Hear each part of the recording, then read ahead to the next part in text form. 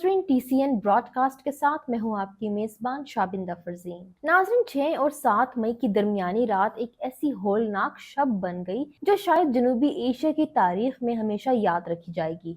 भारत की जानिब से पाकिस्तान पर अचानक ड्रोन हमले किए गए। आज इस वाक़ये को 3 दिन गुजर चुके हैं, लेकिन दोनों तरफ से दुश्मनाना इक़दामात ताहल जारी हैं। इन 3 दिनों में भारतीय ड्रोन्स कई बार पाकिस्तान की सरहद में दाखिल हुए, जिनका हदफ सिर्फ फौजी मराकज़ नहीं बल्कि चंद आबाद इलाकों को भी बनाया गया। 8 मई को भारत ने एक बार फिर 30 ड्रोन्स पाकिस्तान के मुख्तलिफ शहरों पर भेजे। ये ड्रोन्स इसराइल में बनाए गए थे, जिन्हें हारूप और हीरो के नाम से जाना जाता है। पाकिस्तान के एयर डिफेंस सिस्टम ने इनमें से अक्सरियत को मार गिराया, लेकिन कुछ ड्रोन्स अपने हदफ तक पहुंचने में कामयाब भी हुए हैं। इस कशमकश में दोनों मुमालिक के दरमियान फिजा को इंतहाई कशीदा बना दिया गया है। पाकिस्तान के मुख्तलिफ शहरों लाहौर, बहावलपुर, सखर, चकवाल और कराची में लोगों ने रात भर ड्रोन हमलों की आवाजों और धमाकों को महसूस किया। लाहौर में एक ड्रोन फौजी मरकज के करीब गिरा, जहां से धुआं भी उठता देखा गया। रावलपिंडी में लोगों ने अपनी आंखों से देखा कि किस तरह पाकिस्तान की फौज ने हवा में एक ड्रोन को तबाह किया। मीडिया पर इस वक्त हर तरफ एक ही बात हो रही है कि क्या ये जंग का आगाज है। पाकिस्तान ने इस नए हमले को सिर्फ एक फौजी चैलेंज नहीं बल्कि अपने खुद मुख्तारी का मसला करार दिया है। हुकूमत पाकिस्तान ने भारत के इस इकदाम को बेहद इश्तियाल अंगेज अमल करार दिया है। वज़ीर आज़म ने एक आला सतही इजलास में कहा कि पाकिस्तान अपनी सरहदों के दिफा के लिए किसी भी हद तक जा सकता है। पाकिस्तानी फौज का कहना है कि भारतीय हमले न सिर्फ जंग का आगाज कर रहे हैं बल्कि पूरे खित्ते को एक नए एटमी तनाज़े की तरफ धकेल रहे हैं। इस जंग जैसे माहौल में सिर्फ फौज और सियासी इदारे नहीं, अवाम भी शदीद दबाव में है। हर तरफ बेयकीनी का राज है। शहर में पेट्रोल की कतारें लग चुकी हैं, लोग राशन जमा कर रहे हैं, स्कूल्स बंद हो रहे हैं। ये तमाम एहतियाती तदबीर हैं, लेकिन ये भी इस बात की दलील है कि मुल्क किसी बड़े तसादुम की तरफ बढ़ रहा है। भारत की तरफ से दिया गया बयान कुछ और कहानी सुनाता है।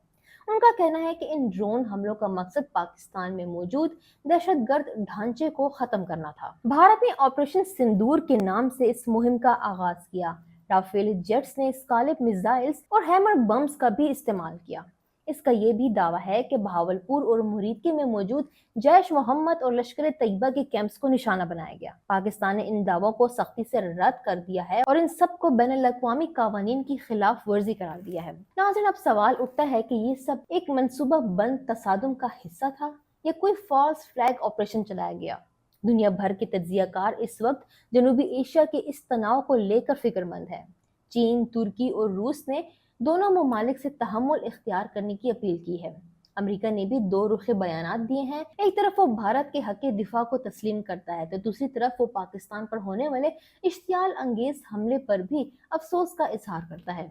जहां तक अवाम का ताल्लुक है तो सोशल मीडिया प्लेटफॉर्म्स पर पाकिस्तानी अवाम में भरपूर जज्बा दिखाई देता नजर आ रहा है, लेकिन साथ ही एक गम और गुस्से का आलम भी है।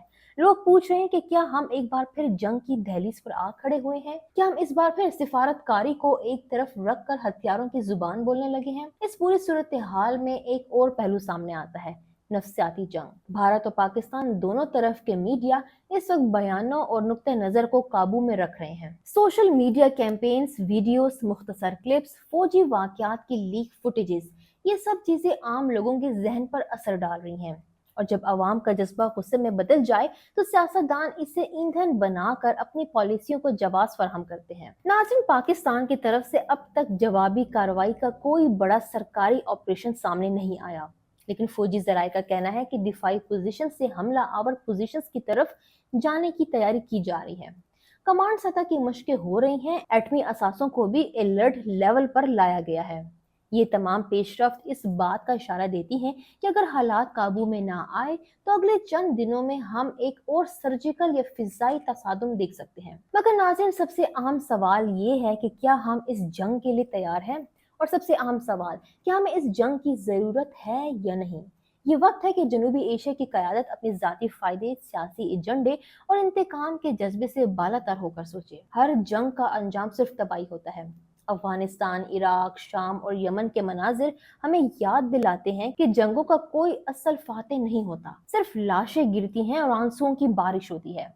वैसे ये कहना गलत नहीं होगा नाजरीन कि अगर आज का दौर डिजिटल और एटमी दोनों किस्म के हथियारों का दौर है और इस दौर से एक गलत कदम पूरे खित्ते को जमीन बोस कर सकता है, इसलिए जरूरत है सिफारतकारी, सब्र और मुकालमे की, न कि ट्वीट हमले और ड्रोन वॉरफेयर्स की। नाजरीन, भारत को ये बात आज, अभी और हमेशा के लिए समझ लेनी चाहिए कि पाकिस्तान एक अमन पसंद मुल्क है मगर कमजोर नहीं।